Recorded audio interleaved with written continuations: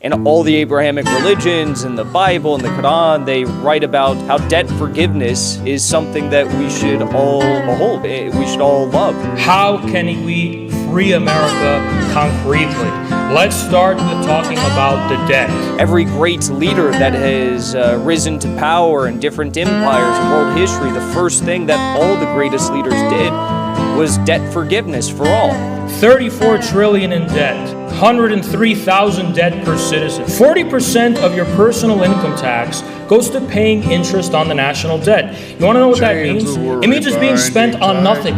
It's just maintaining the leverage of creditors over our government. We are literally paying them to occupy us. Even the ruling elites, even the mass media won't admit this is sustainable. Just no one has a solution. So I'd like to propose a solution. Canceling the debt, not just the debt of a certain racial group, but canceling all the debt. The reality is that throughout human history, when societies and civilizations have accumulated debt that has become unpayable, like the one that we have here in the U.S., guess what they have done? They have just not paid it. They have processes of cyclical debt jubilee, where instead of just completely sustaining this debt over people and letting them drown in debt, they cancel debts. So many people simply blame themselves for being in debt because they're trying to just get by and afford the basic necessities of life.